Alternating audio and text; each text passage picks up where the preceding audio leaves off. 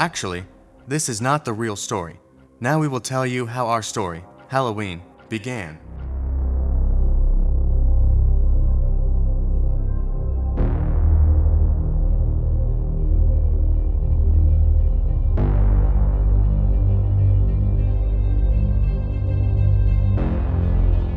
Halloween, a holiday observed on October 31st and noted for its pagan and religious roots and secular traditions.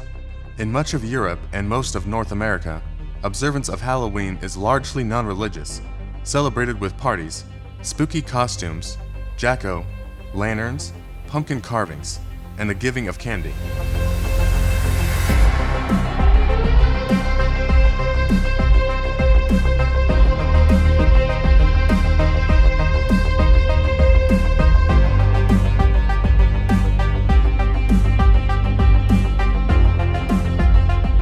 But the holiday also marks the beginning of Allhallotide, a 3-day Christian triduum dedicated to remembering the dead that begins with Halloween October 31st and is followed by All Saints' Day November 1st and All Souls' Day November 2nd.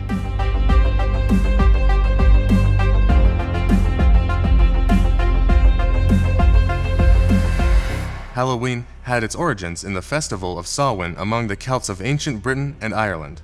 On the day corresponding to November 1st on contemporary calendars, the new year was believed to begin. That date was considered the beginning of the winter period, the date on which the herds were returned from pasture and land tenures were renewed. During the Samhain festival, the souls of those who had died were believed to return to visit their homes, and those who had died during the year were believed to journey to the otherworld.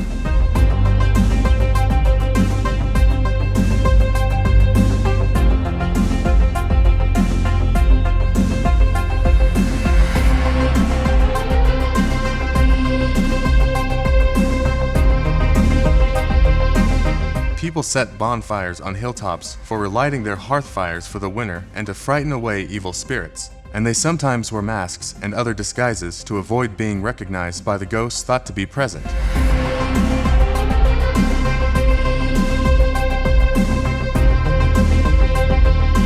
It was in those ways that beings such as witches, hobgoblins, fairies, and demons came to be associated with the day. The period was also thought to be favorable for divination on matters such as marriage, health, and death.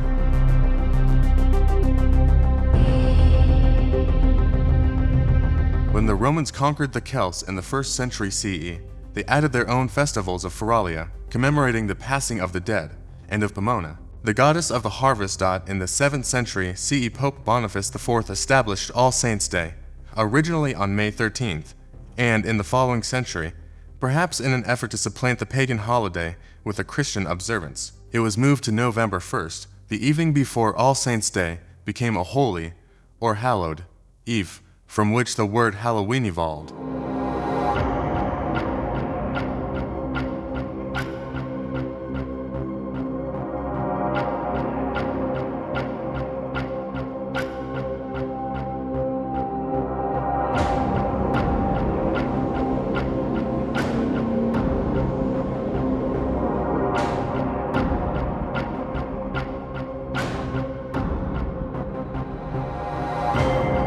By the end of the Middle Ages, the secular and the sacred days had merged.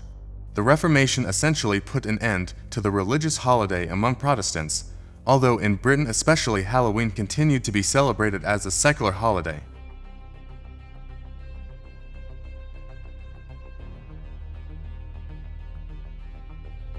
Along with other festivities, the celebration of Halloween was largely forbidden among the early American colonists, although in the 1800s there developed festivals that marked the harvest and incorporated elements of Halloween.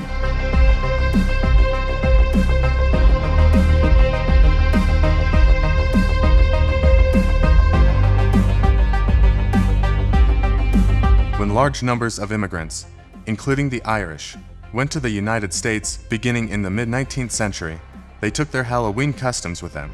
And in the 20th century, Halloween became one of the principal U.S. holidays, particularly among children.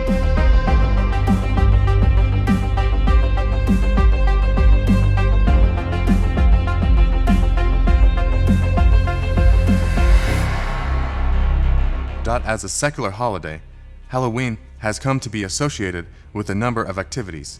One is the practice of pulling usually harmless pranks. Celebrants wear masks and costumes for parties and for trick or treating, thought to have derived from the British practice of allowing the poor to beg for food, called soul cakes. Trick-or-treaters go from house to house with the threat that they will pull a trick if they do not receive a treat, usually candy.